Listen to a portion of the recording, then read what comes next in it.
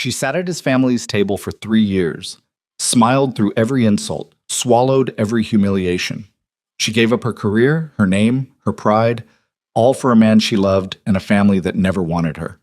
Then one rainy night, they handed her papers designed to erase her completely. What they didn't know?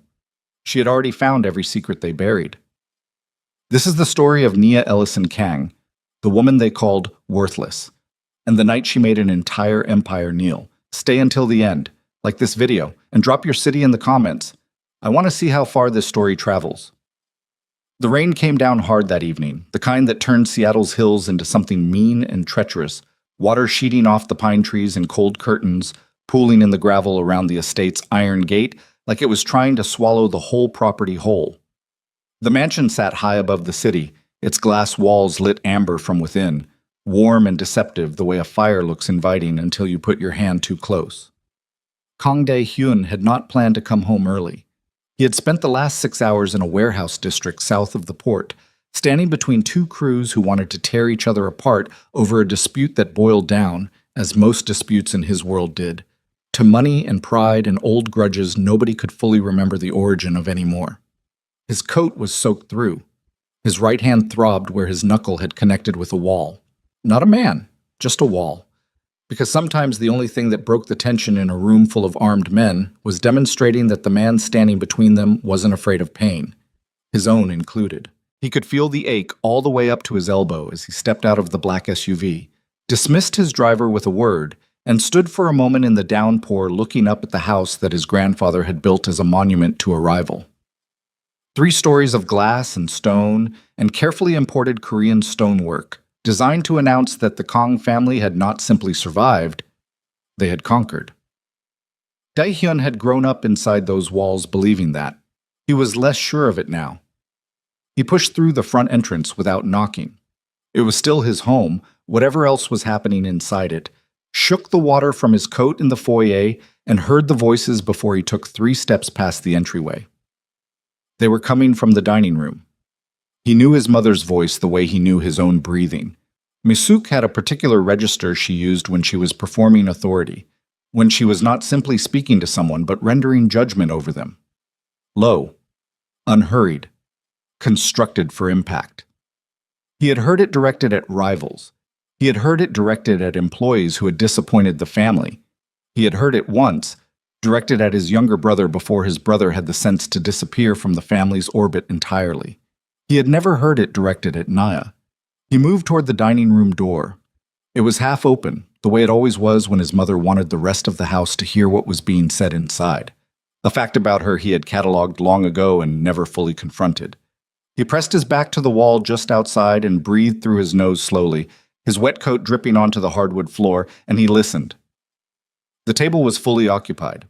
He could tell from the shuffling of chairs, the small silences between sentences that meant multiple people were exchanging glances. Senior family members, the kind who had known his grandfather personally, the kind whose loyalty was to the Kang name first and to any individual Kang second. Mi-suk was speaking. "You may carry our name," she said. The calm in her voice was the cruelest part of it. "But you will never belong to this family. You are worthless without my son." A pause. Very long. The kind of pause that exists because the room is waiting for someone to collapse under its weight. Nobody said anything in Nia's defense. Dae-hyun had been in gunfights. He had sat across tables from men who had ordered other men killed and who would have ordered him killed without losing an appetite. He had learned early that fear was something you metabolized, something you converted into function. But standing outside that door, soaked and aching, and listening to the silence where someone should have spoken, he felt something he had not felt in years, something that made his jaw tight and his vision sharpen and his bruised hand curl into a fist again. He stepped into the doorway. The room went quiet, the way rooms go quiet when the person everyone has been talking about walks in. Mi-suk sat at the head of the table, straight-backed and impeccable in the way she always was regardless of the hour, as though she had been assembled rather than dressed. Beside her sat his Uncle Seong-jae, who had the kind of face that looked perpetually unimpressed, and whose stillness, Dae-hyun had always known, was not peace but calculation. Flanking them down the length of the table were three other elders, two senior captains, and the family attorney, whose expression currently suggested he would rather be anywhere else on the planet. Nia stood at the far end. She was wearing the dark green dress she'd put on that morning when she told him she planned to spend the day reviewing quarterly reports and then have dinner at home. Her hair was natural, pulled back simply, the way she wore it when she wasn't performing for anyone. Her posture was extraordinary. Her face was still.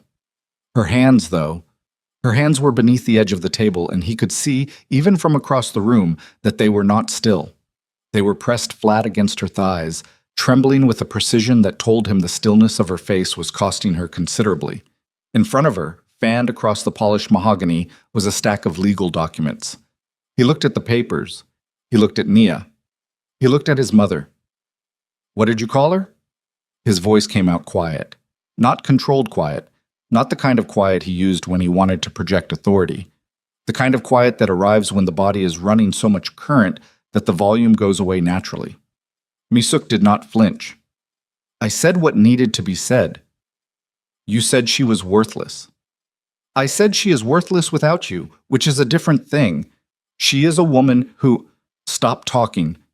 He walked into the room. His coat dripped on the floor. He did not look at the elders. He did not look at the captains. He kept his eyes on his mother's face because he needed her to understand that whatever authority the room had assembled around her, it was not going to be enough tonight. "Those papers, who drafted them?" The family attorney shifted in his chair without answering. Seong-jae answered instead. "The board authorized them." Dae-hyun turned and looked at his uncle for a long moment. Seong-jae looked back with that familiar expression, not hostile exactly, more like a man watching something unfold that he had planned in advance and was quietly satisfied to see proceeding on schedule. It was the expression Dae-hyun should have paid more attention to months ago. "The board," he said. "A majority decision, properly documented." Seong-jae straightened a cufflink. The papers would remove Nia from the family trust and transfer her voting shares in Baekjin Holdings back to the founding members. Given the current instability in our operations, there is no instability in our operations. There is opinion to the contrary among the elders. Seong-jae spread his hands, a gesture of reasonable disagreement, the kind of gesture that has been rehearsed. "We feel the company has become distracted, emotionally compromised. You have allowed your personal life to—" "My wife's name is on the board of a legal company," Dae-hyun said. "That's the distraction you're describing." "We're describing," Misuk said, "the fact that since you married this woman, your judgment has weakened. The decisions you've made—" "Stabilized 5 accounts that were bleeding out," Nia said. The room went even quieter. She had not moved from where she stood. Her hands were no longer trembling, or she had found a way to stop them, or she had simply decided that the trembling was no longer useful and let it go. Her voice when she spoke was not loud. It was not performative. It was the voice of a person who is done waiting for permission to speak in a room she has earned the right to occupy. "The 3 accounts Seong-jae's finance team recommended liquidating in January," she continued. "I reviewed the projections, restructured the debt ratios, and kept them solvent. The net gain in the second quarter was enough to cover the shipping contract renewal for 2 additional years." She paused. "The documents you had Dae-hyun sign to authorize my involvement in those decisions are in the company records. So is the outcome." Misuk looked at her with the specific exhaustion of a person who expected dismissal to be easier. "You are very skilled at making yourself sound necessary," she said. "I am necessary," Nia said. "You resent that. I understand. But understanding it doesn't mean I intend to keep pretending otherwise." Dae-hyun looked at her, and for a split second something crossed his face that he could not fully manage away. Not pride, exactly. Something rawer than pride. He turned back to the table and he reached forward, and he pulled the legal papers toward himself. He looked at them long enough to confirm what they were. Then he set them back down. He reached under his collar and unclasped the signet ring he wore on a chain, the one that had belonged to his grandfather, that he wore because he had been raised to understand it as the physical representation of his authority over the family's operations. He set it on the table between himself and his mother with a sound that was quieter than it should have been. "If she leaves," he said, "I leave with her." For the first time in the entire evening, something moved behind Mi-suk's eyes. Not softening. Something closer to the moment before a structure realizes it is falling. The elders at the far end of the table began murmuring. The attorney started to stand, probably to say something conciliatory, something designed to de-escalate. Seong-jae did not move, and that stillness was the only warning, though nobody in the room understood it as a warning yet.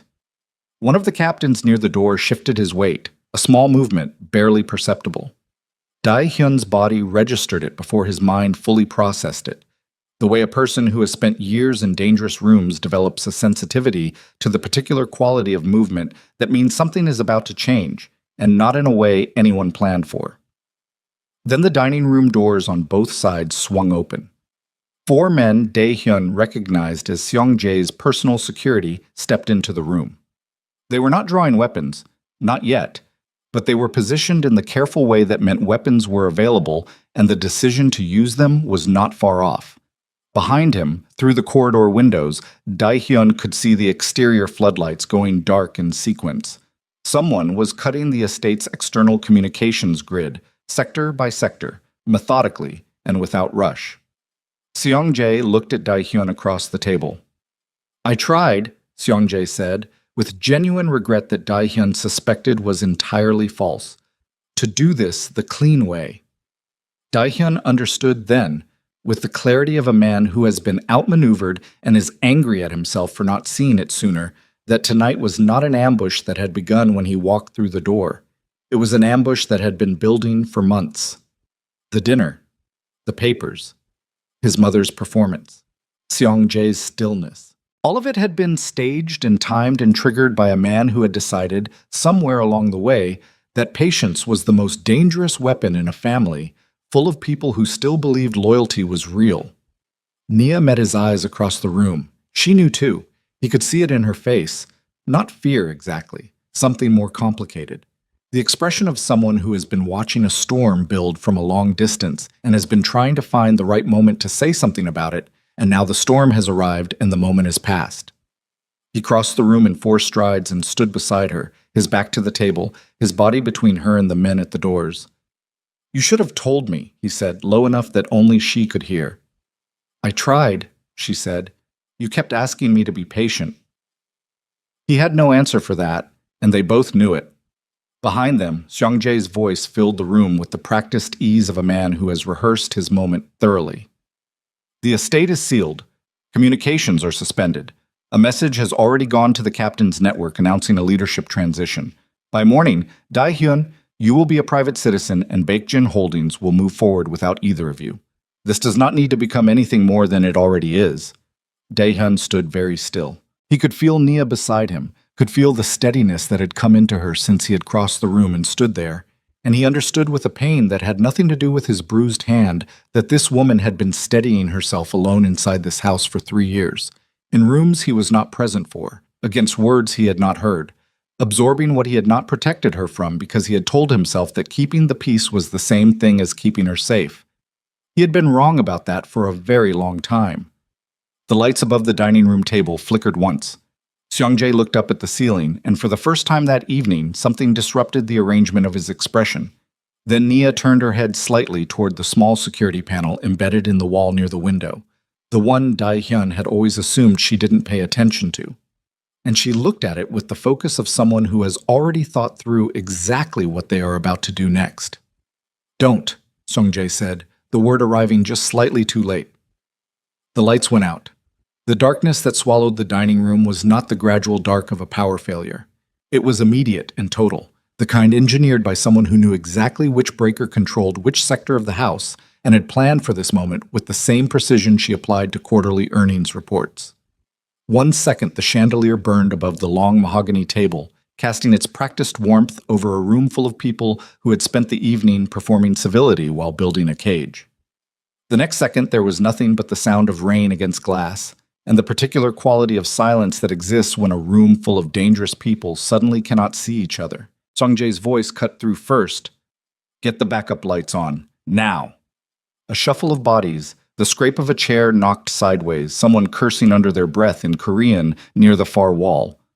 One of the guards near the door produced a flashlight and swept it across the room in a wide arc that caught faces in harsh fragments.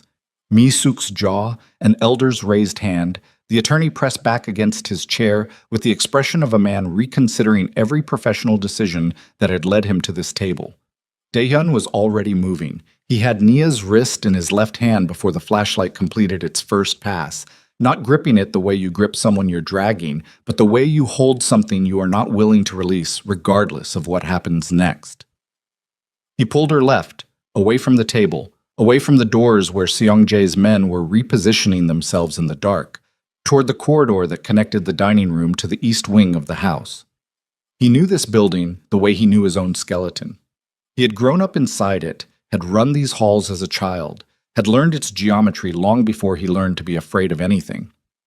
"The security center," he said, close to her ear. "I know," she said. "That's where I'm going." He almost stopped moving. "You already planned this." "I planned for the possibility." A beat. "There's a difference." They moved through the corridor in near darkness, the distant flashlight behind them throwing long shadows that stretched and shrank with each sweep. Dae-hyun kept one hand on the wall, counting doorways by touch the way a person does when the body takes over from the mind and runs on older, more reliable information. Behind them, the dining room was getting louder. Seong-jae issuing orders in short, sharp sentences. The elders' voices rising into something that was not quite panic, but was losing its grip on composure. The backup generator kicked on somewhere below them. Emergency lighting bloomed in the corridor, low and red-tinged, painting everything the color of old copper. Dae-hyun could see Nia's face now. The set of her jaw, the way she was breathing, controlled and deliberate like someone who had been rehearsing this in their head and was now executing it step by step. He had seen that expression before. He had seen it across a boardroom table when she was dismantling a bad investment thesis, and the men across from her hadn't realized yet that she'd already won. He had never seen it in the middle of something like this, and the fact that she was capable of it, the fact that she had this in her, this specific unbreakable quality of function under crisis, landed in his chest with a weight he didn't have time to fully examine. They reached the security center at the end of the east corridor. It was a room his grandfather had installed as a monitoring station, and that Dae-hyun had updated twice in the last 4 years with equipment that was genuinely sophisticated because the estate housed sensitive documents and because some threats were better anticipated than survived. The door required a 6-digit code and his thumbprint. He pressed his hand to the reader. The door opened. Inside, the screens were still running on the estate's internal power. 12 monitors showing feeds from cameras positioned at every entrance, every perimeter fence point, the grounds, the garage, the boat dock at the back of the property. What Dae-hyun saw on those screens stopped him for 2 full seconds. The grounds were not empty. There were men positioned at the fence line at 4-point intervals. Not Dae-hyun's security team, who he could identify by their standard positions and their equipment. These were different men in different configurations, methodical and patient in the way that speaks to prior instruction. Near the garage, 2 vehicles with their headlights off were parked in a formation that blocked the exit route to the rear access road. At the dock, a single man stood watching the water with his back to the house. "How long?" Dae-hyun said. Nia sat down in front of the primary monitor array and began pulling up system menus with the efficiency of someone who had spent time in this room learning its functions and had done so without advertising the fact. The exterior positions were established approximately 2 hours before you arrived home. I can see the timestamps on the motion sensors. You were watching. I was watching. She didn't say it with accusation. She said it with the flatness of a statement that is true and that she is tired of making complicated. I've been watching for 6 weeks, not the exterior positions. I didn't know about those until tonight, but the financial movement, the account transfers. She pulled up a second window, lines of transaction data that meant nothing to Dae-hyun in raw form, but that she could clearly read the way a musician reads notation. 11 transfers, each one structured to sit just below the threshold that would trigger an automatic compliance flag. Each one routed through a shell entity that, on paper, looks like a subsidiary of a Baekjin logistics partner. Dae-hyun leaned over her shoulder and looked at the data without being able to fully parse it. What's on the other end of the transfers? She didn't answer immediately. She clicked through two more screens. When she found what she was looking for, she turned in the chair and looked at him with the expression of someone delivering information they wish they did not have. A holding company registered in Macau, she said, which is the same holding company that controls 3 distribution routes belonging to the Yan network. The name settled into the room like something with physical mass. The Yan network was not an abstraction. It was the syndicate that Baekjin had been in territorial conflict with for 11 years, a conflict that had cost lives and money, and that Daehyun had spent the better part of the last 3 years carefully de-escalating through a combination of negotiated boundary agreements and strategic withdrawal from contested territories. Seong-jae had sat in every meeting. Seong-jae had advocated for de-escalation. Seong-jae had shaken hands with Daehyun after every agreement and gone home. He's been selling them routes, Daehyun said. Selling them routes, coordinating with their logistics leadership, and, based on the communication patterns I was able to partially reconstruct, sharing information about Baekjin's security protocols. She paused. The exterior positions tonight. I don't think all of them are his men. Daehyun stood up straight and looked at the monitor showing the fence line. He looked at it for a long time without speaking. In the silence, the rain intensified against the security center's single high window, a sound like sustained static. He's not just taking the company, Daehyun said. No, Nia said. He's handing it over. And anyone who could testify to what he's done is currently inside this building. The door to the security center shuddered. Someone on the other side was working the handle, finding it locked, trying again with more force, then stopping in the way that means they've decided force isn't the right approach and are considering alternatives. Daehyun turned from the door back to the monitors. Can you restore communications from in here? The external lines were cut at the junction box near the east gate. I can't restore those. But the estate's internal satellite uplink runs on a separate system that Seong-jae either doesn't know about or didn't prioritize. She was already working through the menus as she spoke. If I can establish an uplink connection, I can transmit to anyone on the Baekjin captain's network who has a registered device. Do it. I need 12 minutes. Another impact against the door, harder this time. I'll give you 10, Daehyun said, and moved to stand between the door and where she was working. She worked without speaking, which was something he had always registered about her. The ability to go entirely internal when the task required it, to make herself unreachable in the productive sense, to put every available resource toward the thing that needed doing, and leave nothing over for performance or reassurance. He had found it difficult early in their marriage, that quality, had mistaken it occasionally for distance. He understood now that it was something else. It was the thing that had kept her intact inside a house that had spent 3 years trying to take her apart. The banging on the door stopped, which was worse.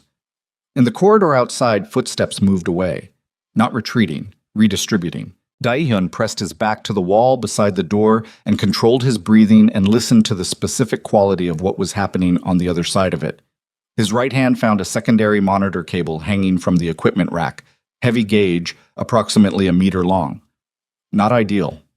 Better than nothing. From the other end of the corridor came voices. One of them was Misuk's. He could not make out the words, but he could hear the tone. She was arguing, and she was not winning the argument, which was a combination he had never heard from his mother in his life. Misuk did not lose arguments. She had built her entire self-concept around the impossibility of losing arguments. Whatever was happening to her in that corridor was beyond the scope of what she had planned for when she sat down at the table tonight. Nia looked up from the monitor. 8 minutes. What can you see on the feeds? She switched the primary display to show the corridor camera. Misuk was there, flanked by 2 of Seong-jae's men, not being touched but being managed, positioned in a way that made it clear her movement was no longer her own decision. Seong-jae stood a few feet away with his phone in his hand, reading something on the screen with an expression of mild professional satisfaction. He got a message, Nia said, from outside the estate. Confirmation that the network announcement landed. Probably. She watched the feed for another moment. His men just changed positions. They're moving Misuk toward the atrium. Daehyun watched his mother on the screen, her posture, her face. She was still performing composure, still holding her spine straight and her chin level, but something in the set of her shoulders had changed, Something she had not prepared for was occurring to her. She didn't know, Nia said. It was not a question. About the Yon connection. Dae-hyun kept his eyes on the screen. No, she knew about the coup. She wanted me out of the chair and Seong-jae installed. She thought she was protecting the family's tradition. By humiliating me in front of the entire council. Yes. A silence between them that had several years of weight in it. And you knew she was doing it, Nia said.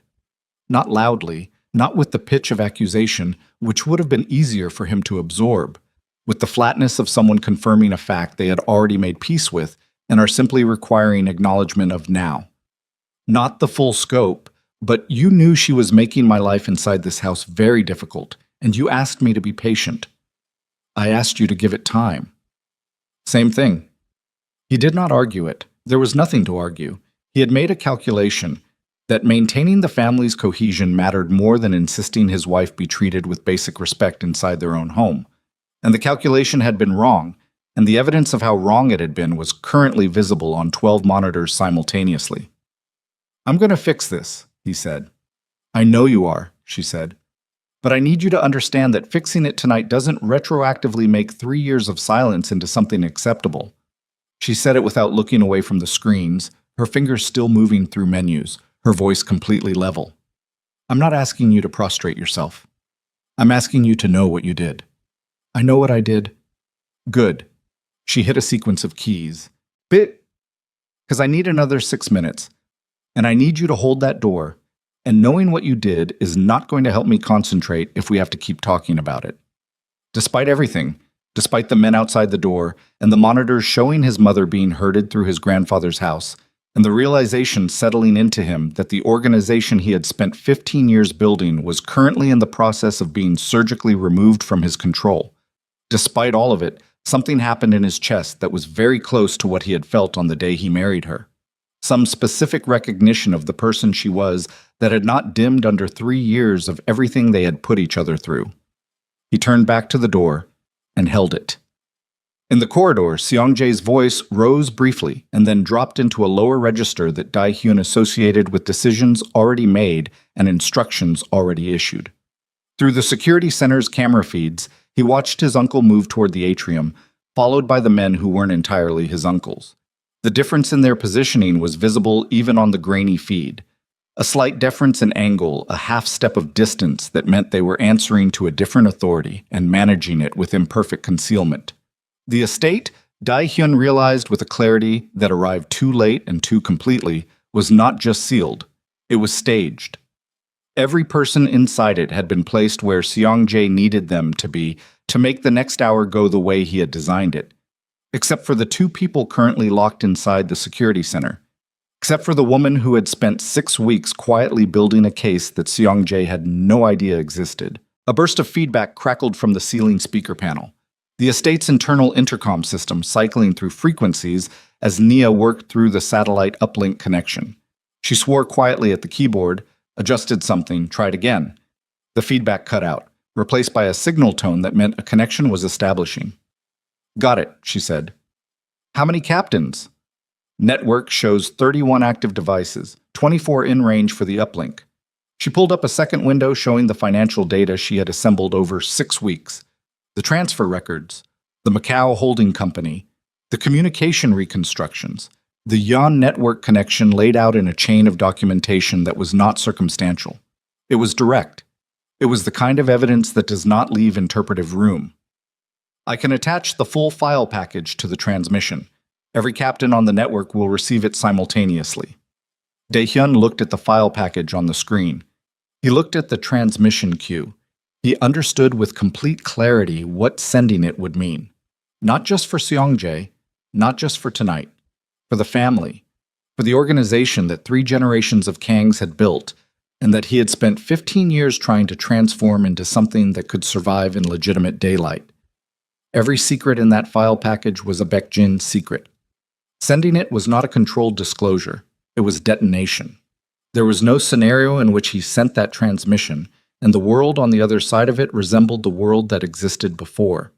He thought about his grandfather's signet ring sitting on the dining room table. He thought about what it was supposed to represent, and what it had actually cost. and who had paid most of that cost while he stood at the head of a table, being feared by men who would have sold him out the first time the math changed on his value to them. He thought about Naya, 6 weeks of silence, watching the transfers, building the file, saying nothing because he had asked her to be patient. "Send it," he said. She looked at him once, just once. Whatever she saw in his face was apparently sufficient, because she turned back to the keyboard and hit the transmission command without further discussion. The progress bar on the screen moved across in 4 seconds. The confirmation message appeared. 24 devices, file delivered. There was a sound from the atrium at the far end of the estate, a chair overturning, and then Misuk's voice, stripped now of all its careful architecture, speaking at a volume she had never in Daehyun's memory allowed herself in this house. On the security monitor, Seong-jae had stopped walking. He had his phone in his hand again, and whatever was appearing on its screen had done something to his face that Daehyun had never seen there before. He looked up at the nearest camera, not accidentally, directly, with the deliberate focus of a man who has just understood that the room he thought he controlled has a dimension he did not account for. Then his expression settled into something colder than anything that had come before, and he turned to the men beside him and said 3 words that the camera's audio could not fully capture, but that Daehyun could read clearly enough on his lips. "Get her out." He was not looking at Misuk when he said it. He was looking at the camera. The door to the security center took the first impact from the outside.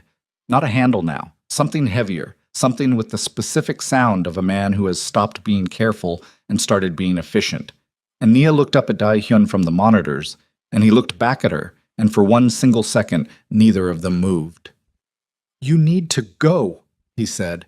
"I'm not going anywhere without—" There's a secondary exit behind the equipment rack. 3rd panel from the left, release catch at the bottom. He kept his eyes on the door, which was taking a second impact, the frame showing the first visible stress at the upper hinge. It connects to the basement utility corridor, and from there to the kitchen passage. You remember the layout. Daehyun, "The file is sent," he said. "What you built is already out there. That doesn't disappear." He picked up the monitor cable from where he'd set it down. "I need you somewhere they're not looking for you." She stood. She looked at him with an expression he had no adequate language for. Not fear, not even anger, something that encompassed both and went considerably further. The expression of a woman who has fought very hard for a very long time to remain in a room that kept trying to eject her, and who is now being asked to leave it voluntarily by the one person she thought understood why she stayed. "If you get yourself killed protecting me," she said, "I will never forgive you." "Then I won't get killed," he said. She held his gaze for 1 more second. Then she moved to the equipment rack, found the 3rd panel, hit the release catch, and the passage opened into the dark. She was gone.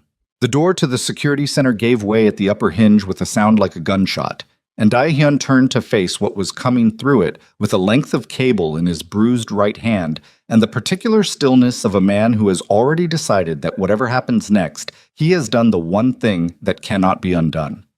The file was out. 24 captains were reading it right now in warehouses and apartments and cars across the city, reading Seong-jae's name attached to evidence that would end him, reading the Yon connection, reading the root sales, reading 3 years of quiet, systematic betrayal laid out in Nia Ellison Kang's meticulous, unassailable financial handwriting. And in the atrium, Daehyun understood with a cold, settling certainty his uncle had just realized that the only leverage he had left was human. The man who came through the door first was not one of Seong-jae's regular security detail. Daehyun registered that immediately. The wrong boots, the wrong cut of jacket, the particular way he held his shoulders that spoke to a different kind of training in a different kind of organization. He was young, mid-20s, with the controlled expression of someone who has done this kind of work long enough to have stopped feeling much about it either way. The cable caught him across the forearm before he could fully orient himself in the doorway. Not a disabling blow. Enough to redirect the hand that was reaching for the weapon at his hip. Enough to buy the 2 seconds required for Daehyun to close the distance and drive his elbow into the man's jaw with the full rotation of his body behind it. The man went into the door frame, hit it hard, and sat down on the floor with the slow deliberateness of someone whose legs have temporarily stopped receiving instructions. The second man was already through the door. This one was older, more careful, and he had his weapon drawn before he crossed the threshold. He did not point it at Dae-hyun immediately, which was a tactical choice that told Dae-hyun something. They had instructions to take him intact. Seong-jae needed him functional.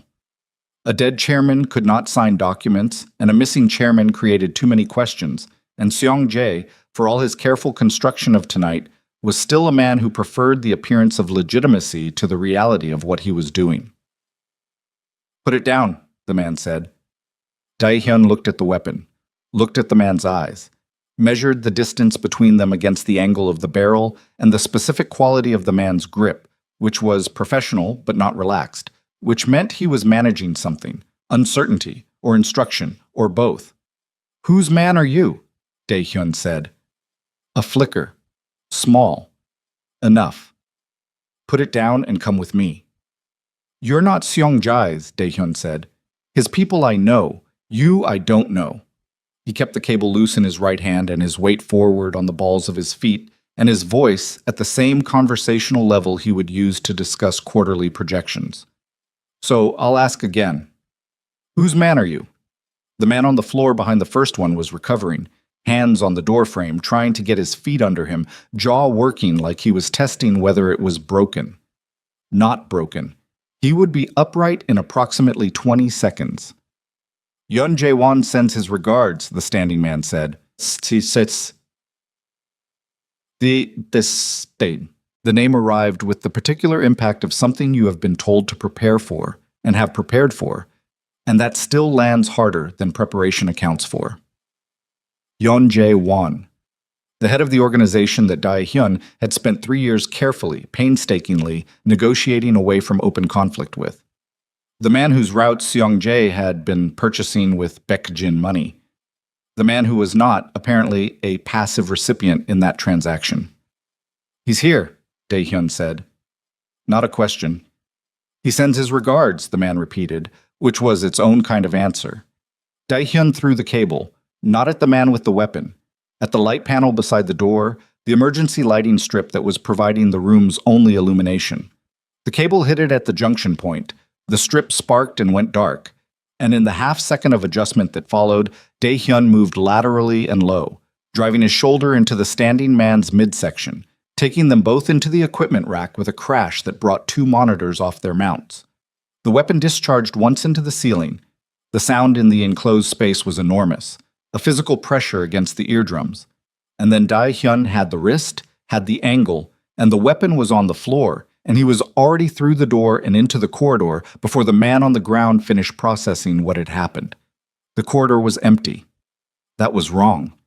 He stopped with his back to the wall outside the security center door and breathed through the ringing in his ears from the gunshot and looked at the empty corridor and understood that the emptiness was not a gift. It was an arrangement. Seong-jae's men had pulled back from this position deliberately, which meant they were concentrated somewhere else, which meant they were not trying to catch him in the corridor, which meant they already had what they needed and were waiting for him to come to it. He thought about what that meant and arrived at the answer in approximately 4 seconds.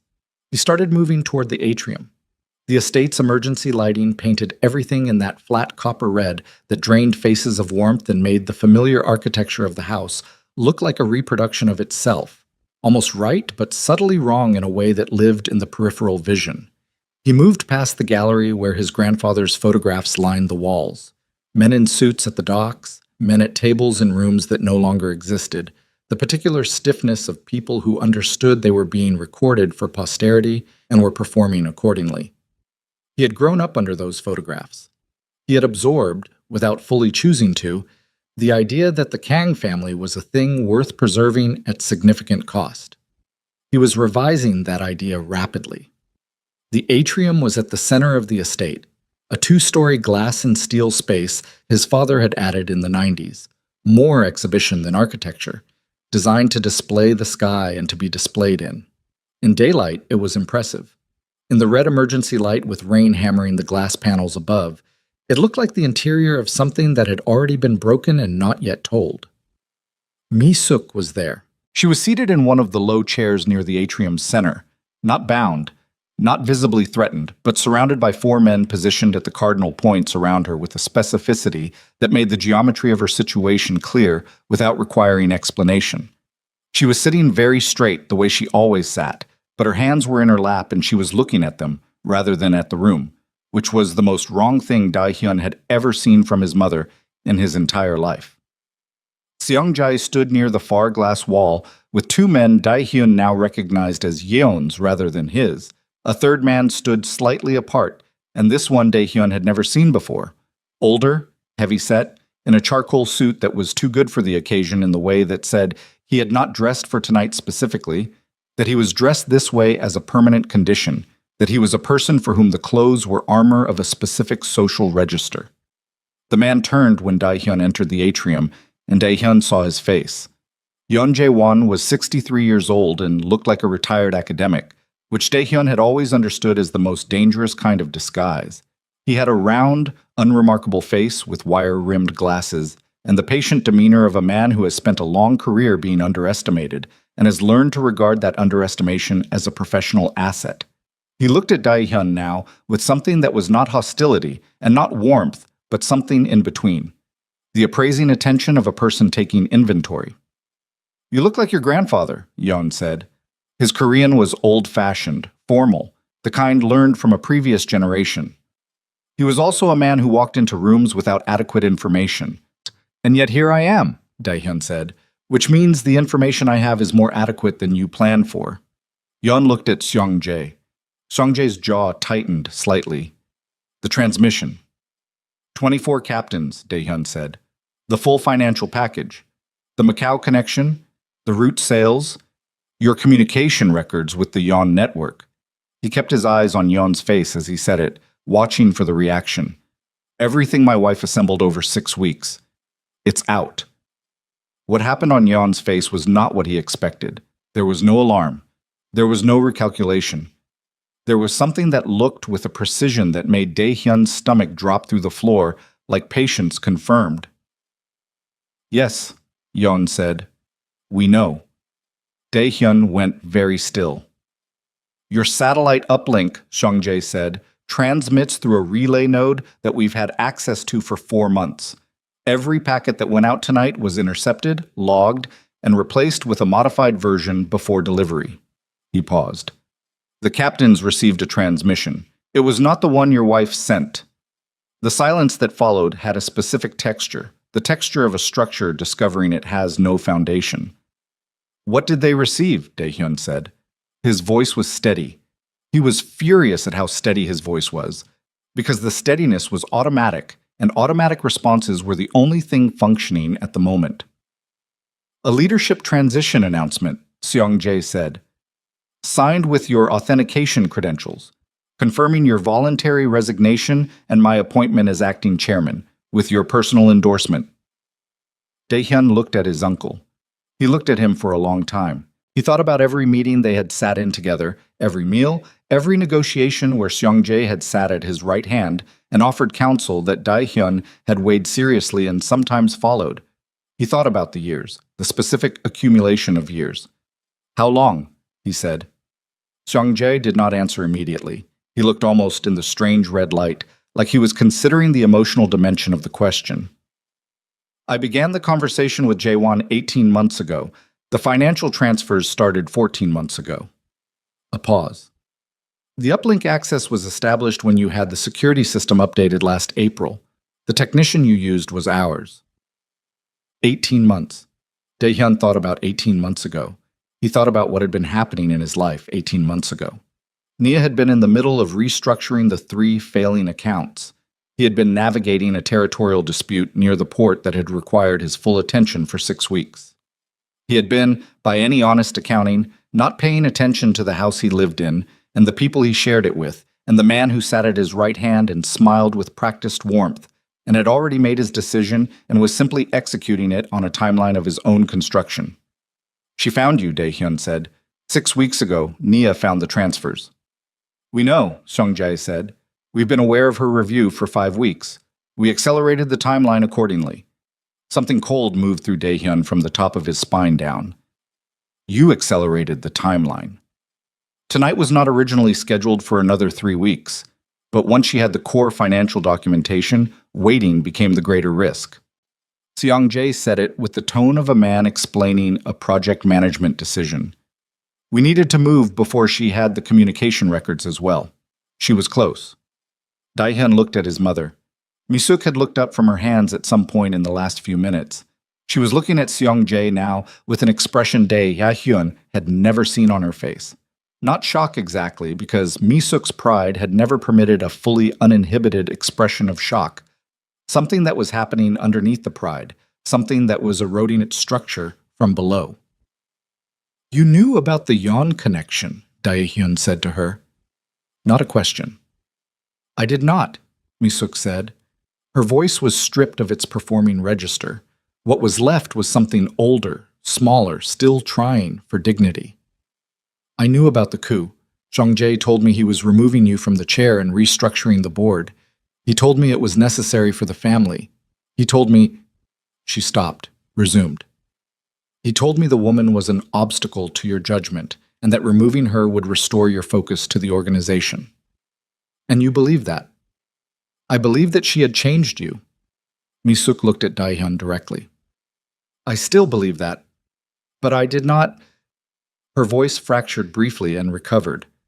I did not know what I was part of. You were never part of it, Seong-jae said, almost gently. You were a justification, a respectable face for the domestic component. He glanced at her with the specific dispassion of someone who has long since finished caring about the feelings of a tool. The family council's concern about the marriage gave the evening a plausible narrative. Any internal investigation would focus on a matriarchal power struggle rather than the financial operation underneath it. He tilted his head slightly. You performed your role with exceptional commitment, Mi-suk. That was never in doubt. The silence that fell after that was the kind that changes rooms permanently. Mi-suk sat in it with her hands in her lap, and her spine still technically straight, and something happening in her face that Daehyun had waited his entire adult life to see, and that arriving now, in this way, in this context, carried no satisfaction whatsoever. The architecture of her certainty was coming down.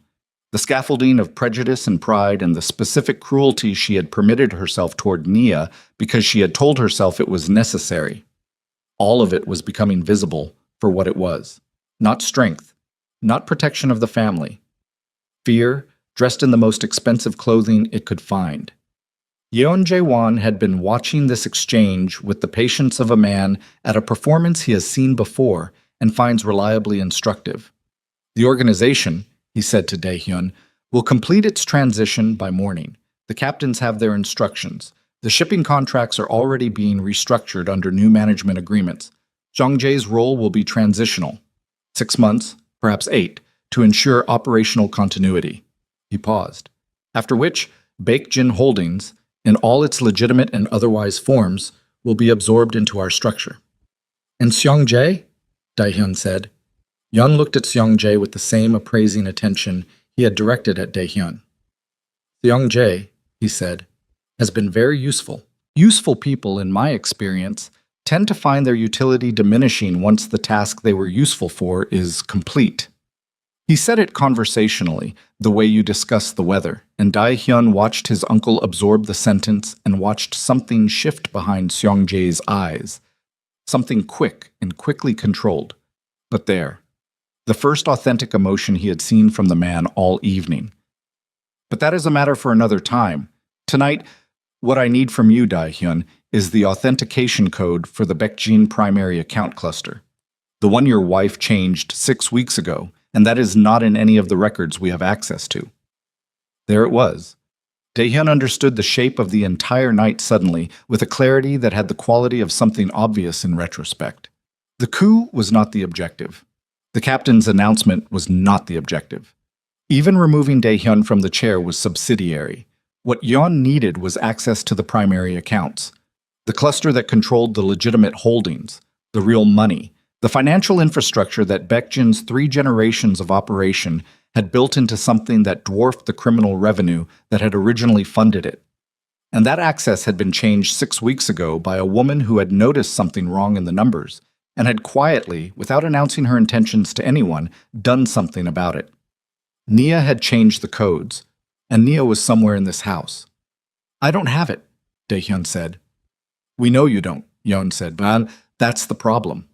He took off his glasses, cleaned them with the deliberate, unhurried motion of a man who has all the time available.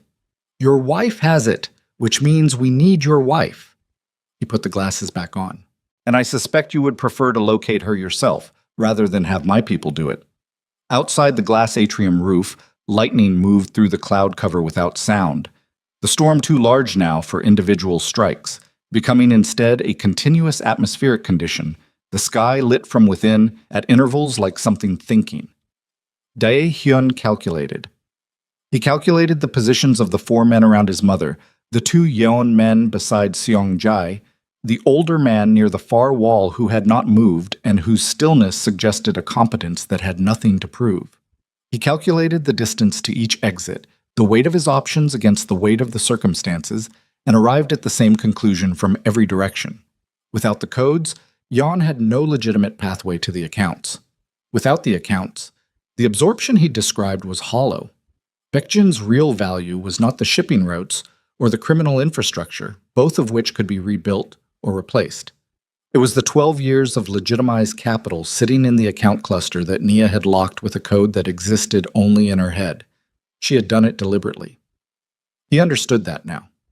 6 weeks ago, when she found the transfers and understood what they meant, she had not only built a file, she had built a lock that required her specific, living, present knowledge to open. She had made herself, quietly and without announcement, into the one thing the entire operation could not proceed without. She did this on purpose, Daehyun said.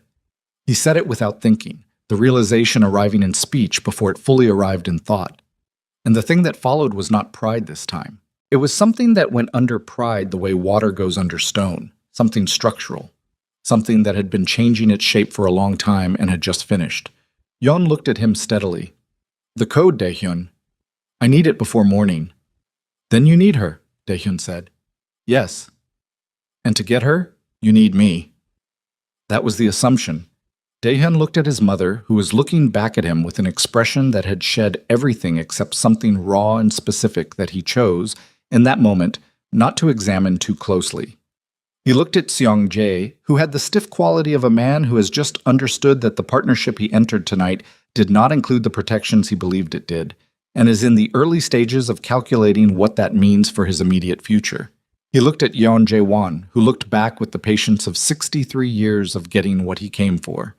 Then Dae-hyun looked at the glass ceiling of the atrium, at the lightning moving silently through the clouds above it, and he understood that the person he had been for the last 15 years, the man who managed threats by standing between them and the people he wanted to protect, the man who absorbed other people's choices and built a wall between consequences and those he considered his, that person had built the exact conditions that made tonight possible. He had built a kingdom that could be taken. He had built walls that could be sealed. He had built a network of loyalty that could be intercepted. And he had asked his wife to be patient inside a house that was slowly eating her, and she had been patient, and in her patience she had done the one thing he had not thought to do. She had built something that could not be taken. He needed to find her before Yeon's men did, and he needed to tell her something before this night went any further. Something that was not an apology because apologies were insufficient, and they both knew it. He needed to tell her that she had been right about all of it, and that he had known she was right, and had chosen the easier thing anyway, and that the easier thing had brought them here, to this glass room in a storm, with the empire crumbling on every side and the only solid ground being the woman he had asked, repeatedly, to make herself smaller. He needed her to know that he understood finally in the full and undefended way she had asked him to understand. I'll find her, he said to Yeon. Yeon nodded once. I'll bring her to you, Daehyun said. And what he did not say, and what Yeon was too certain of his own position to consider as a realistic alternative, was that when he found her, what he intended to bring her was not to this room, but out of this house entirely, through whatever exit she had already found or had already planned, because Nia Ellison Kang had spent 6 weeks building a case and changing codes and preparing for a night that everyone else in this building had assumed she was too powerless to survive. And Dae-hyun had spent 15 years learning how dangerous rooms worked, And the single most important thing he had learned was that the person in the room everyone had decided to stop watching was always the most dangerous person in it. He turned toward the corridor. He had taken 4 steps when Seong-jae's voice reached him from behind, quiet in the specific way that means the words are selected carefully. "She's not in the kitchen corridor," Seong-jae said. "We found the passage 40 minutes ago. Wherever she went from there, we don't know. But she didn't leave the estate. The perimeter is sealed and our people would have seen her." Daehyun stopped walking. "She's still in the house," Seong-jae said, "and she's been in it for 40 minutes without making contact with you." A pause with weight in it. "Which means either she can't reach you, or she's already doing something you don't know about yet." Daehyun stood in the corridor entrance with his back to the atrium and the rain hammering the glass overhead, and his bruised hand throbbing in a steady low pulse. And he thought about Nia. Not the version of her he had constructed from their years together, not the version he had asked to be patient and smaller and more convenient, but the version that had sat in a security center under active siege and transmitted financial evidence to 24 devices, and then walked into a dark passage without hesitation and disappeared. That version of her. He thought about what that version would do with 40 minutes in a house she knew as well as he did, and a situation she had been planning for, in some form, for at least 6 weeks. And then he thought about the intercom system, which ran on the estate's internal power grid, which was separate from the external communications that Seong-jae had cut, which Nia had been navigating with complete fluency in the security center, which reached every room and corridor and external speaker array simultaneously, and which required access from any one of 4 terminal points distributed through the house's east and west wings. He had 4 steps, and the beginning of understanding when the intercom crackled to life throughout the entire estate, and Nia's voice, completely steady, came through every speaker at once. Her voice came through every speaker in the estate simultaneously, and the effect was not loud so much as it was everywhere, inescapable, filling the atrium and the corridors and the rooms where men had been positioned with weapons and instructions and the certainty that they controlled this building. "My name is Nia Ellison Kang. I am the co-signatory of Baekjin Holdings' primary account cluster, and I am speaking to every person in this building, including the men who came here tonight under Yeon-jae Won's instruction." In the atrium, nobody moved. Yeon-jae Won stood very still with his glasses on and his hands at his sides and his expression doing the thing it did, patient, appraising, containing whatever was actually happening beneath it with the discipline of decades. Seong-jae turned toward the nearest intercom panel with the specific look of a man trying to calculate how she had accessed the system and how quickly it could be cut. The 4 men around Mi-suk exchanged glances with the uncertain quality of people whose instructions did not include this scenario. Dae-hyun stood in the corridor entrance and listened. What's being done tonight is not a leadership transition. It is a takeover by an outside organization that has been purchasing access to this estate and this network for 18 months, using money that belongs to the captains in this building and the people who work under them.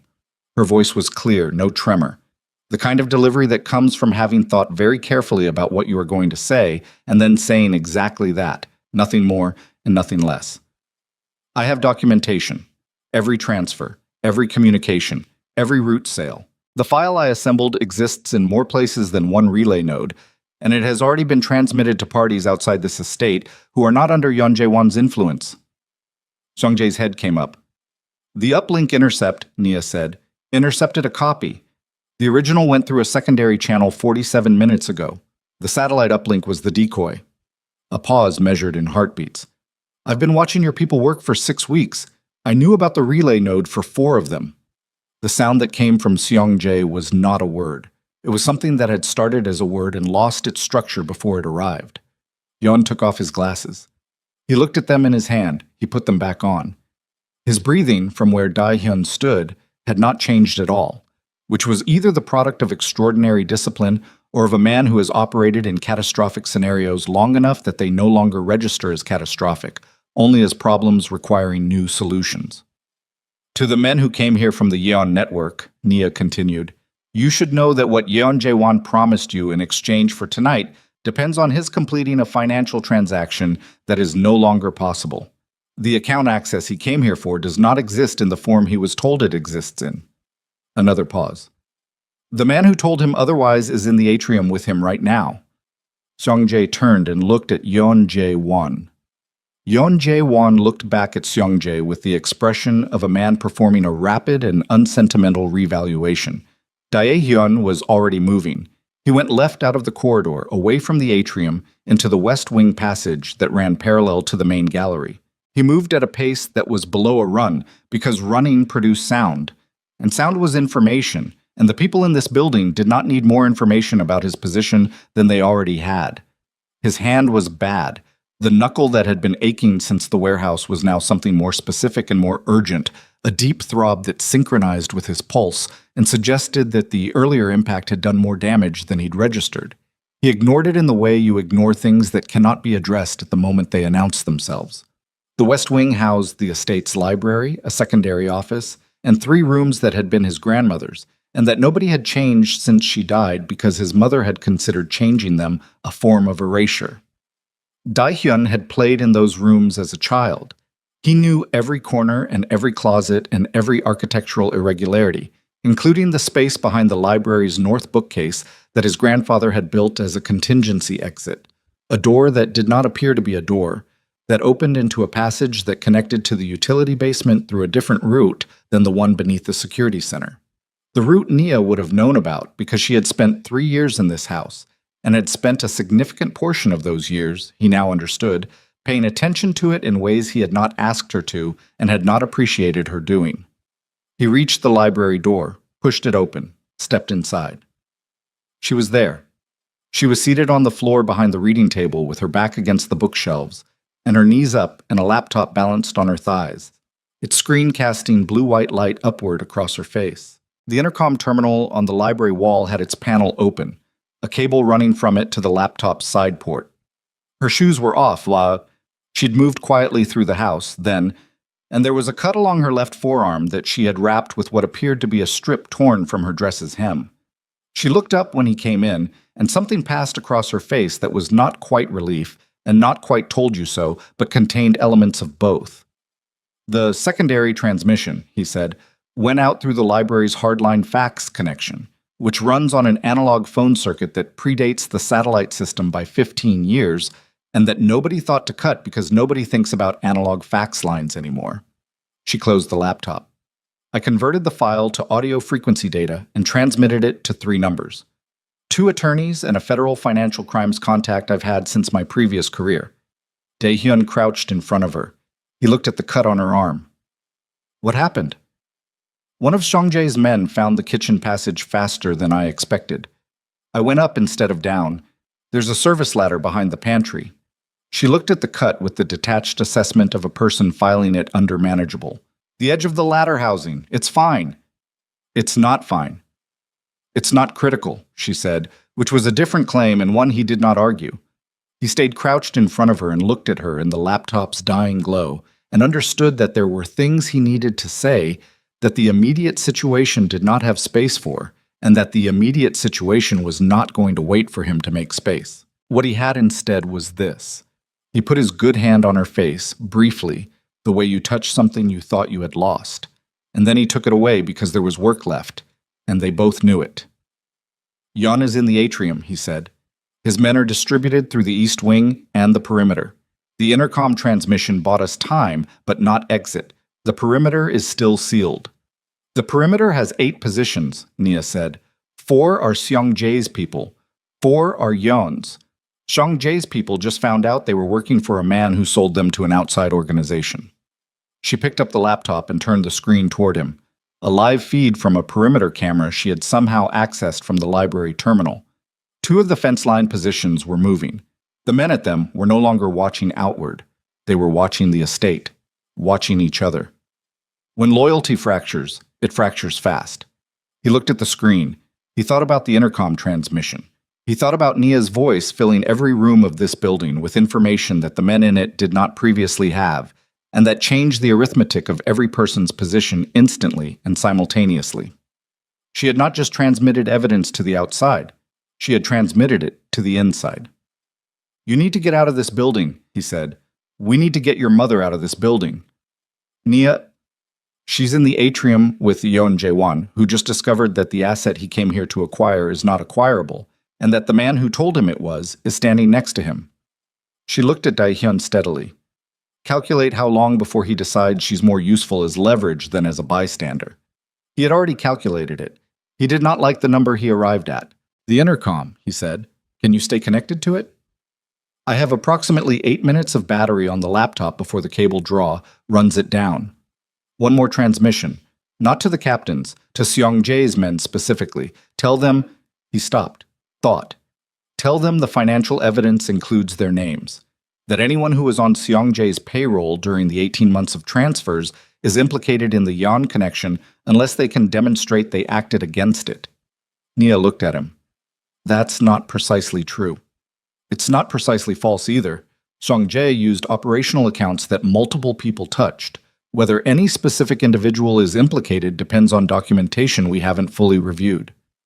You want them scared enough to stop following orders. I want them making individual calculations instead of collective ones, he said. Because individual calculations in a situation like this tend to land in the same place. She opened the laptop, reconnected the cable, looked at him once more. When I start talking, she said, you have maybe 4 minutes before someone traces the signal to this room. 3 minutes is enough. For what? To get to the atrium, he said. She held his gaze with the expression of someone about to say something that has been waiting a long time for the right moment, and has decided this chaotic, undignified, dangerous moment is as right as it is going to get. Dae-hyun, when this is over, I know, he said, you don't know what I was going to say. You were going to tell me that surviving tonight doesn't constitute resolution, that there's a longer accounting required, and that you intend to have it. A beat. Yes, she said. I know, he said again. I'll be there for it. All of it. Whatever you need. He stood. His hand throbbed viciously. But first I need you to scare some men with questionable loyalties, and I need to go get my mother. She looked at him for one more second. Then she turned to the laptop, pulled the intercom interface back up, and began to speak. Her voice filled the estate again like weather. Dae-hyun went through the library door at a pace that was now a run. He went through the west wing at full speed, no longer managing the sound of his movement because speed had become more critical than concealment, because the 4 minutes she had estimated were already 3.5, and the atrium was at the building's center, and he was at its western edge. He went past his grandmother's unchanged rooms without looking at them, and past the gallery of photographs, and past the formal sitting room where the family had gathered every year of his childhood. For occasions, he could no longer remember the reasons for, only the texture, the particular quality of performance that had filled every room in this house for as long as he could remember. Everyone playing their role in the story the Kang family was telling about itself. Nobody stepping outside the frame. He could hear the effect of Nia's second transmission ahead of him. Voices rising in the East Wing, sharp exchanges in Korean that had the fractured quality of men whose consensus has just been disrupted and who are trying to reestablish it and finding that the ground has shifted under the attempt. He came through the corridor into the atrium from the west entrance. Yeon Jae-won saw him first. The older man's head came up with the unhurried precision of someone who expected exactly this and has already accounted for it. He was standing, Dae-hyun registered in the 3 seconds it took to cross the atrium floor, in a position that placed Mi-suk between himself and the room's exits. Not holding her, not threatening her with anything visible, just standing in a relationship to her that made his options very clear without requiring articulation. The 2 Yeon men who had been flanking Seong-jae were no longer flanking Seong-jae. They had repositioned, one near each atrium entrance. Professional. Clean. The repositioning of people who anticipated exactly the escalation that was now occurring and had prepared for it. Seong-jae stood alone near the glass wall. He was holding his phone and looking at it with the expression of a man discovering that the communications he believed he controlled are returning results he did not program them to return. Nia's second transmission was doing its work. Somewhere in the East Wing, one of his men had apparently made an individual calculation, because a voice Dae-hyun partially recognized was audible through the corridor wall, speaking rapidly and not in the register of someone following orders. That's far enough, the Yeon man near the west entrance said. Dae-hyun stopped. He was 15 feet from his mother. He could see her face clearly. She was looking at him with the raw expression she'd had when Seong-jae called her a justification, that expression of a woman whose entire structural understanding of the situation she believed she was managing has been replaced by the much uglier understanding of the situation she was actually in. Dae-hyun, she said, his name in her mouth without architecture around it. I'm here, he said. Touching, Yeon said. The family instinct. He had his hands behind his back, a posture that communicated control of the environment so thoroughly that Dae-hyun found himself scanning for what was actually behind it. Your wife is very talented. The second transmission was a reasonable improvisation. The fax line was genuinely clever. I'll want to know who taught her to think like that. He paused. It doesn't change the fundamental situation. I need the account access. You need your mother unharmed. The negotiation is straightforward. She doesn't have the codes, Dae-hyun said. I know, you do. Dae-hyun said nothing. Not the full cluster access, Yeon said, but the master authentication, the 12-digit override that supersedes individual account codes. Your wife changed the cluster access. She cannot change the master override because the master override requires your biometric in addition to the code sequence. He tilted his head slightly. Your grandfather was very thorough in his security architecture. Thorough enough that he built in a failsafe that neither you nor your wife can alter without the other present. A small pause. You need each other for the override, which means I need both of you. The room reconfigured itself in Dae-hyun's understanding. That was the architecture of the trap. Not Nia alone. Not Dae-hyun alone. Both of them together, in this room, cooperative. Because the master override required both their presence simultaneously, and Yeon had known this for however long Seong-jae had been feeding him information about Baekjin's security structure. The intercom went silent. Nia's laptop battery, or the signal, had been found. Either way, the second transmission had run its course. Yeon looked at the nearest speaker panel as the silence settled. She'll be found in approximately 2 minutes, he said. When she is, this becomes a different kind of conversation. I would prefer the version we're having now. The Yeon man near the east entrance spoke in a low voice. An update, a report, something arriving from outside the room. Yeon listened without turning his head. And then the east entrance guard's radio produced a sound that was not a voice but a burst of static, and then several voices simultaneously, overlapping, with the specific chaotic quality of a coordinated channel dissolving into individual signals. Yeon turned his head. Slightly. The first unplanned movement of the evening. Dae-hyun moved. He crossed the 15 feet to his mother in 4 strides and put himself in front of her and between her and Yeon, and the Yeon man near the west entrance came forward fast, and Dae-hyun dropped under the man's reaching arm and drove upward with his shoulder into the man's jaw with everything he had left, which was not everything he'd started the evening with, but was sufficient. The man's head snapped back, and he staggered and went into the low chair behind him with a crash of upholstered furniture. Pain exploded up Dae-hyun's right arm from the impact point in his hand, a white-hot surge that momentarily narrowed his vision to a tunnel. He breathed through it, stayed upright, turned. The east entrance guard had his weapon out and was pointing it at Dae-hyun across the atrium. Seong-jae had not moved from the glass wall. He was watching the room with the expression of a man who has lost the authorship of the situation and is now simply observing it, which was the first honest expression Dae-hyun had seen from him all evening. Yeon Jae-won stood in the same position. Behind him, through the glass panels of the atrium, lightning moved through the clouds in a sustained pulse that lit the room from above in cold white before the red emergency light reclaimed it. The rain was extraordinary now, a continuous roar against the glass, the storm at its full height. That was impulsive, Yeon said. Not angry. Evaluating. Dae-hyun stood between his mother's chair and the room with his right hand useless and his left hand open and his breathing audible, and he looked at the weapon pointed at him from across the atrium and made the calculation that the man holding it had instructions to keep him functional, and that instructions could be superseded by the autonomic response to threat, and that the distance between those two outcomes was currently about 20 feet and whatever Yeon decided in the next 30 seconds. From the corridor behind the east entrance came voices, louder, getting closer, and then 3 men appeared in the east doorway. 2 of Seong-jae's guards, not Yeon's. in the standard positioning of Baekjin's security, and between them a third man whose face Dae-hyun recognized as one of the senior captains from the network, a man named Park Hyun-soo, who had been with the organization for 11 years and whose loyalty Dae-hyun had never had cause to question. Park stopped in the entrance. He looked at the room. He looked at Yeon.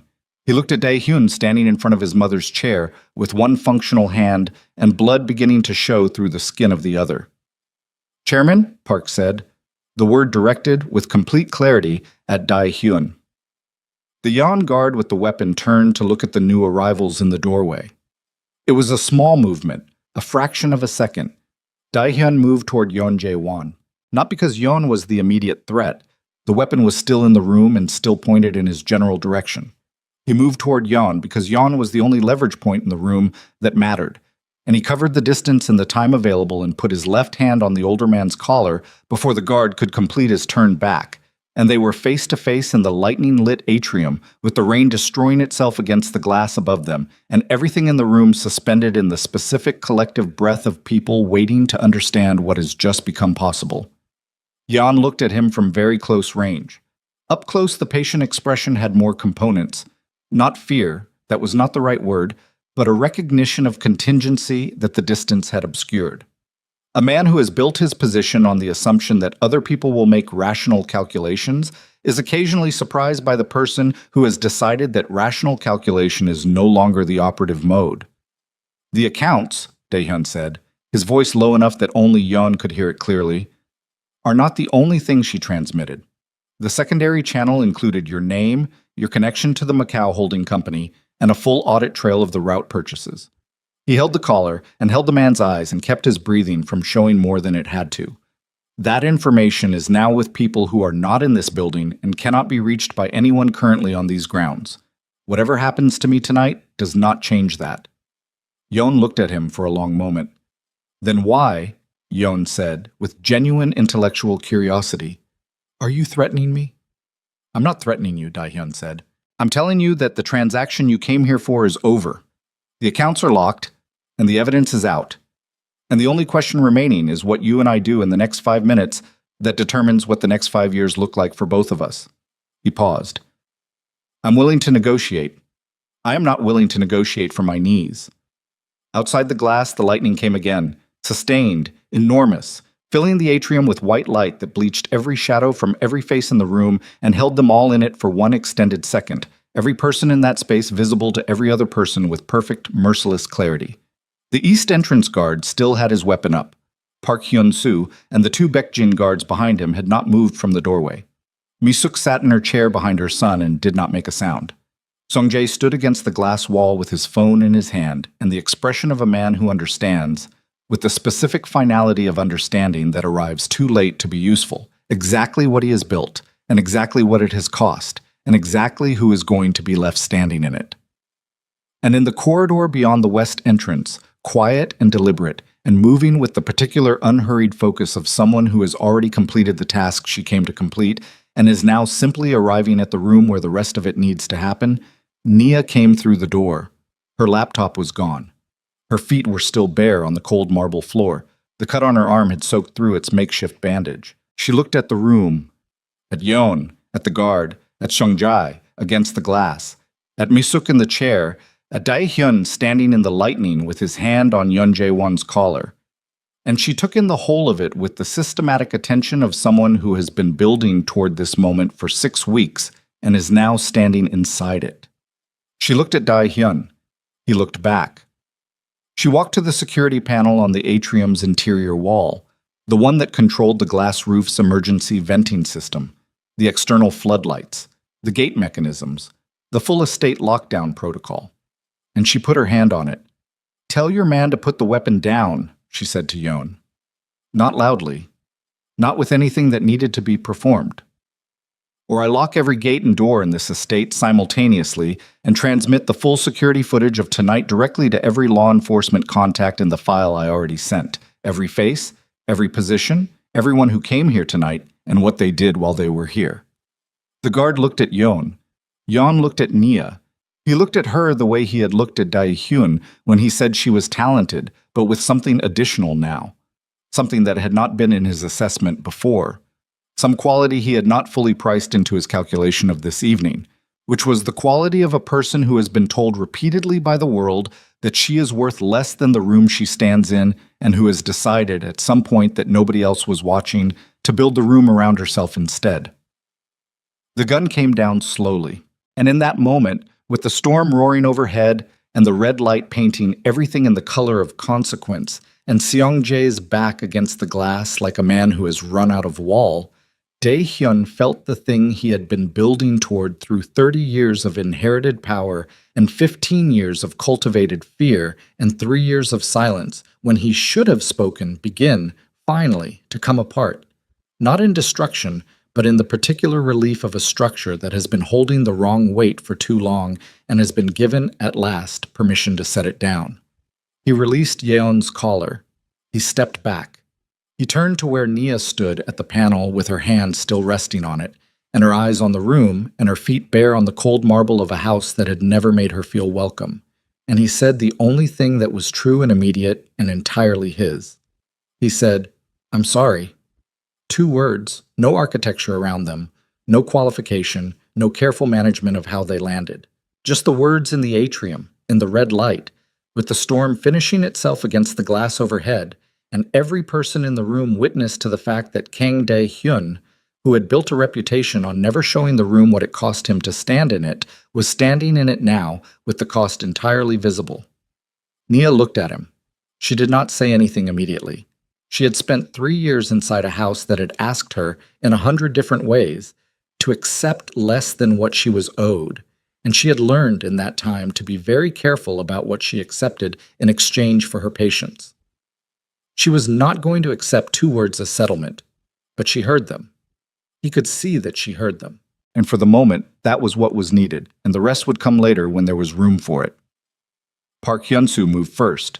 He stepped fully into the atrium from the east entrance, the 2 Baekjin guards flanking him, and positioned himself with the quiet deliberateness of a man who has chosen his side and intends his body to communicate that choice clearly. He looked at Yeon Jae-won without aggression and without deference, which was its own kind of statement. Then he looked at Dae-hyun and gave a small nod that meant, "We are here. We saw what was sent. We came." From the corridor beyond Park came the sound of others arriving. Not a crowd, not a flood. A sequence, measured and purposeful. The sound of men who have made individual calculations and arrived at the same address. 3 more captains appeared behind Park. Then 2 men Dae-hyun recognized from the shipping division, both of whom had been with the organization long enough to remember his grandfather. They stopped at the entrance. They looked at the room. They looked at Yeon. The Yeon guard who had lowered his weapon was now holding it at his side with the careful neutrality of someone who is performing an ongoing reassessment of his professional situation. Yeon Jae-won stood in the center of the atrium and understood, with the quiet competence of a man who has survived 63 years in dangerous environments by reading rooms accurately, exactly what had changed. He did not attempt to rebuild the position. He did not reach for another instrument. He simply stood and looked at the assembled people in the atrium and made the calculation that the window he had planned to move through tonight had closed, and that the manner in which he responded to its closing would determine whether he walked out of this building under his own power. He looked at Dae-hyun. "The financial evidence your wife transmitted," he said, "to the attorneys and the federal contact, exists," Dae-hyun said, "and will be acted on regardless of what happens in this room." "I assume that." Yeon folded his hands in front of him, a gesture that managed to look, against all probability, like the opening of a business conversation. "I would like to discuss the scope of what was transmitted.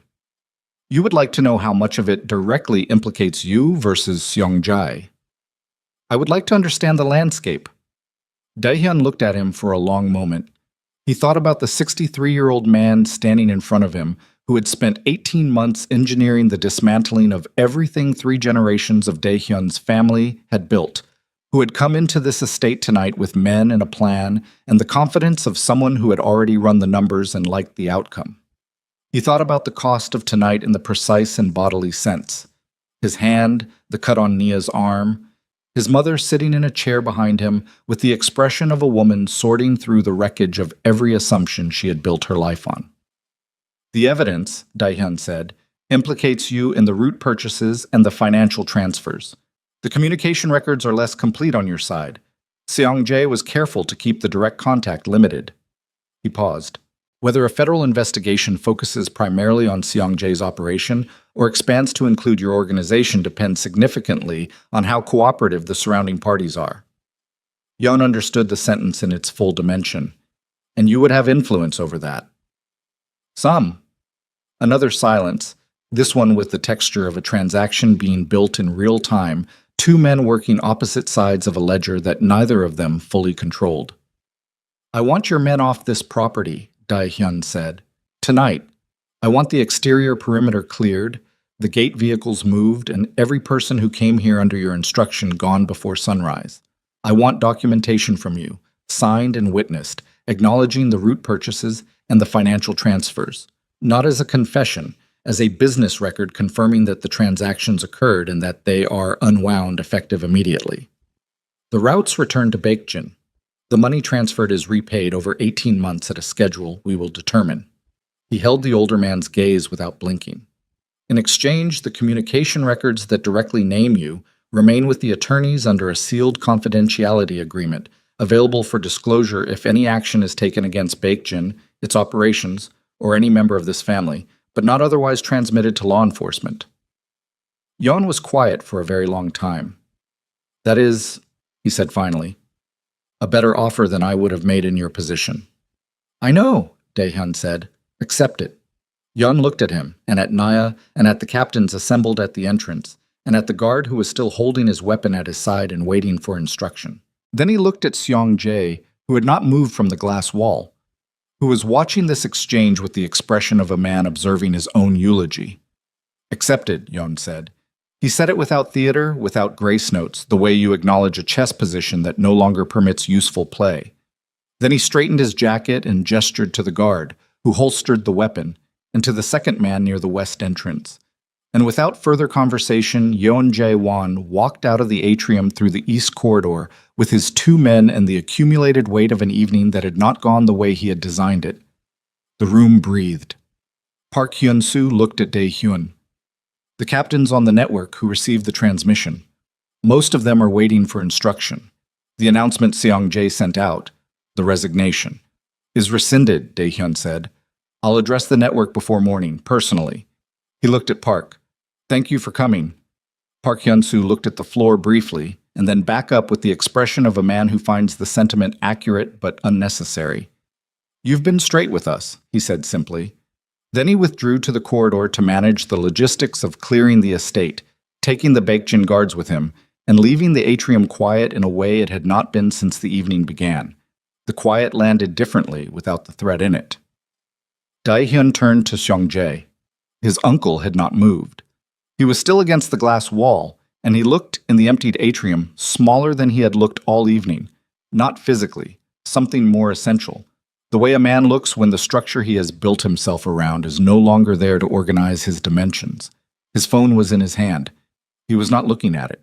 He was looking at Dae-hyun with the expression of a man who has run out of instruments and is standing in the silence that follows. 18 months, Dae-hyun said. Seong-jae did not respond. You sat at my table. You advised me. You shook my hand after every negotiation you had already planned to undo. Dae-hyun did not raise his voice. He did not need to. The atrium's acoustics were very good. You used my mother to make it look like a family dispute. You put her in a room with a man who would have disposed of her the moment she stopped being useful, and you stood there and let it happen. She was never in danger, Seong-jae said. It was the first time he'd spoken in a long time, and the sentence arrived without conviction, more reflex than statement. She was in a room with Yeon Jae-won, Dae-hyun said. She was in danger from the moment you made her part of this. Seong-jae looked away. Through the glass panels behind him, the storm was beginning its slow withdrawal, the rain still heavy, but the lightning less frequent, the sky above the estate lightening in the incremental way that means morning is somewhere on the other side of the clouds. Why? Dae-hyun said. The question was not rhetorical. He wanted the actual answer, the one under the justifications and the strategic language and the performance of wounded tradition that Seong-jae had used as cover all evening. Seong-jae looked at him. His jaw worked briefly. Because your grandfather built this from nothing. Because your father died keeping it together. Because you took what they built and spent 15 years trying to dismantle it into something legitimate and bloodless and safe. And in doing that, you made it into something that could be taken. He paused. I believed that the organization needed someone who understood what it actually was. So you sold it to someone outside the family. The sentence landed, Seong-jae absorbed it. He did not have an answer for it, which was the answer. The evidence goes to the authorities, Dae-hyun said.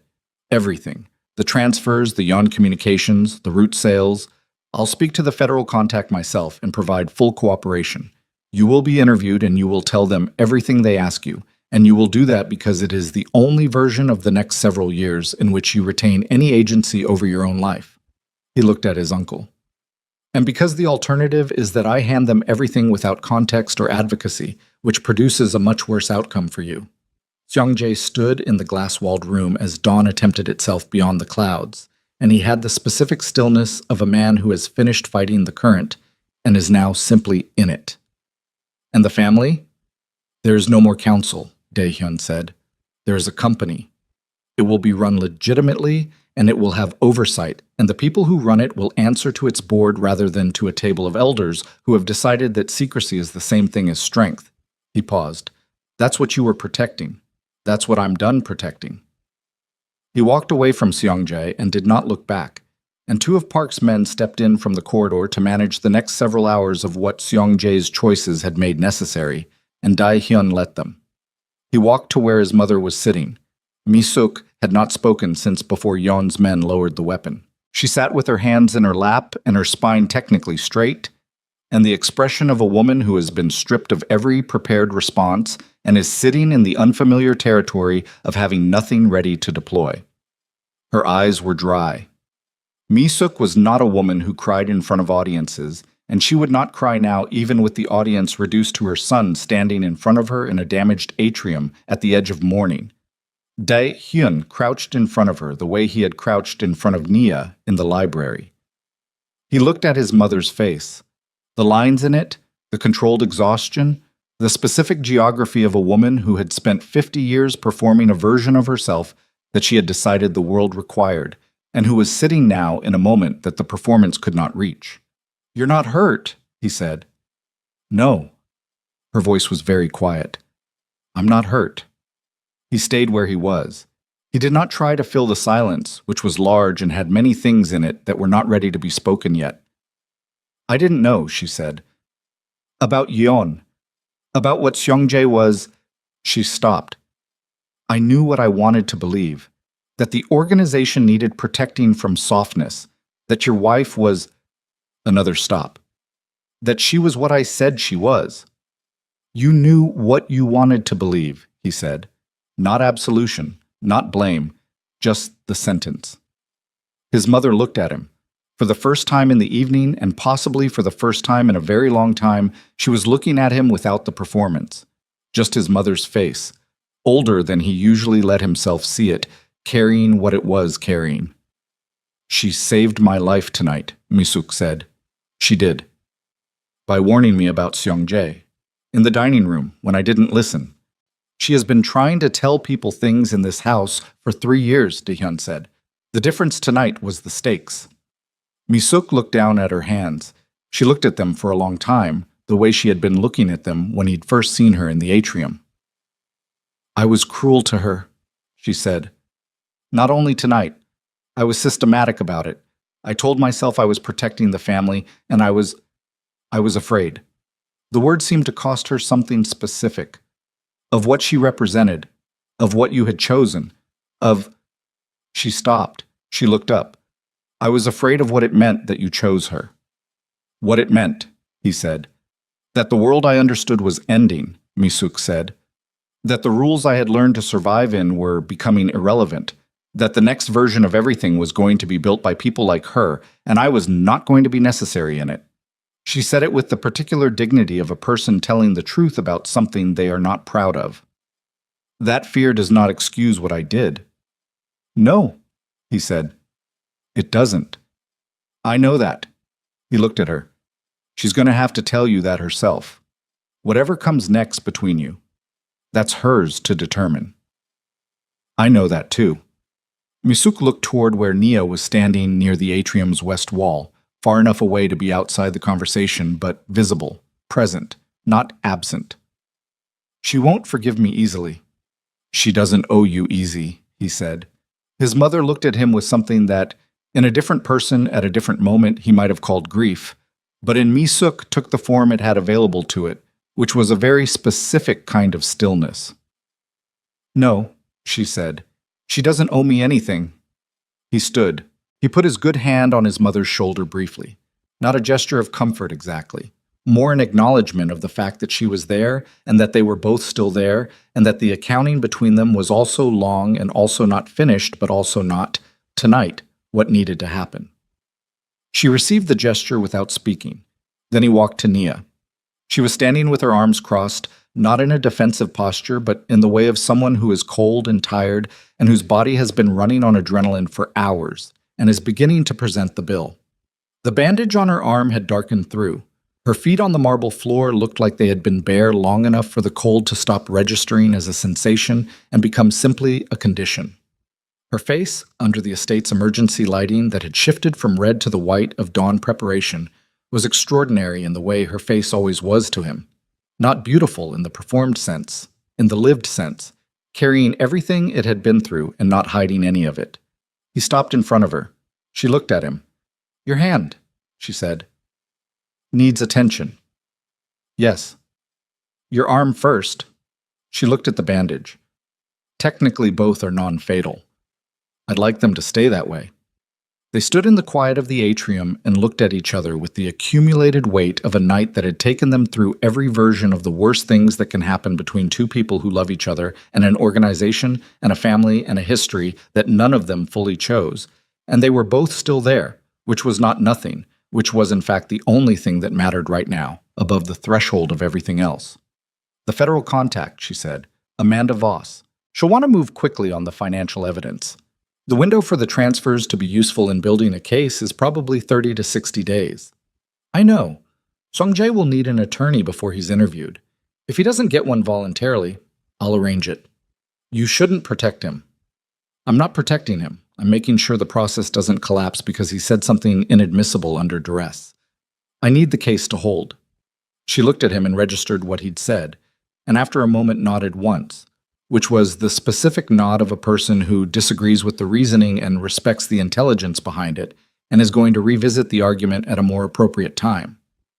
"The account codes," he said, "need to be changed again as soon as we have secure access to the system."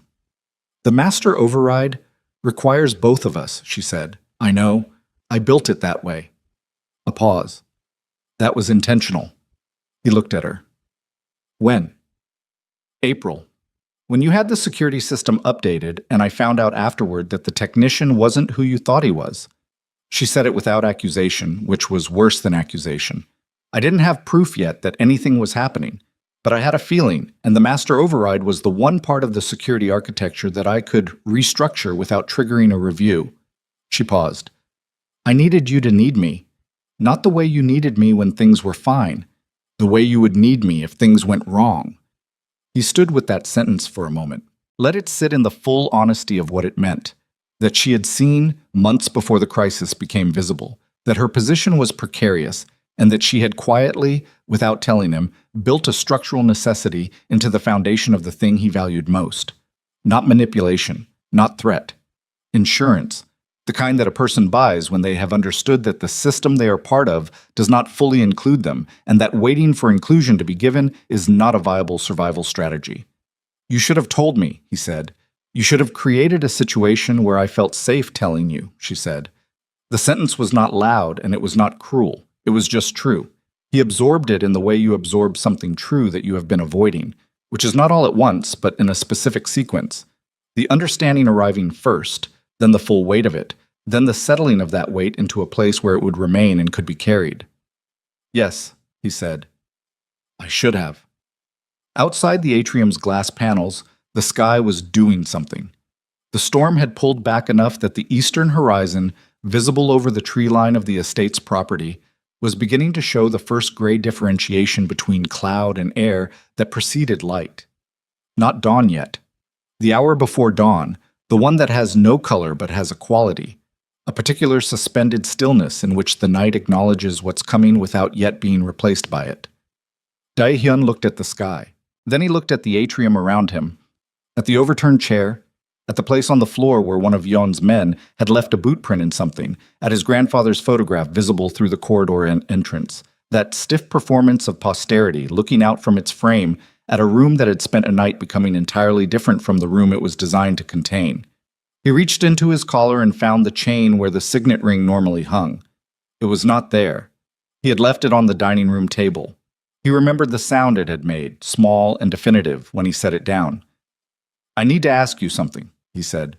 Nia looked at him. "Not tonight," he said. "When this is processed and the legal situation is stabilized and you've slept and your arm has been seen to and we are somewhere that is not this house in this specific condition." He paused. "I need to ask you to build something with me, not what this was. Something that starts from what actually happened here instead of the version we were both pretending." She held his gaze for a long time. "That depends," she said. "On what?" "On whether the thing you're asking me to build includes the parts you've spent 3 years asking me to leave out." "It includes everything," he said, "especially those." She did not say yes immediately because she was not a person who gave things immediately when the weight of the decision matched the weight of what she had already given. She stood in the marble atrium at the edge of morning and looked at him with the full accounting of 3 years in her eyes. And then she uncrossed her arms, and she reached out and took his left hand, the one that wasn't damaged, and held it in both of hers with the careful deliberateness of someone making a specific and informed choice. Not forgiveness. Not yet. Something that was happening before forgiveness. The thing you have to do first, which is decide that the person is worth the work. They stood in the atrium as the sky continued its slow negotiation with the coming day. In the months that followed, the thing they built was not smooth. The federal case took 14 months and required both of them to give testimony on multiple occasions and to sit across tables from attorneys who asked questions that excavated things Dae-hyun would have preferred to leave buried. Song-jae cooperated, which reduced his exposure and did not reduce Dae-hyun's complicated feelings about that fact to anything resembling simple. The Yeon agreement held, the route transfers completed, and the documentation that named Yeon directly remained sealed under the confidentiality agreement, a fact that Dae-hyun understood as a permanently uncomfortable compromise, and that he chose anyway because the alternative was a war that would have cost more than the settlement cost. Baekjin Holdings was restructured from its foundation. The legitimate company survived, reformed under a board that included 3 external directors with no family connections and oversight mechanisms that were not ceremonial. Dae-hyun remained as chairman, but the chairmanship became a different thing, accountable, documented, stripped of the inherited opacity that had made tonight possible. Several senior employees chose to leave during the restructuring. Several others who Dae-hyun had not expected to stay did.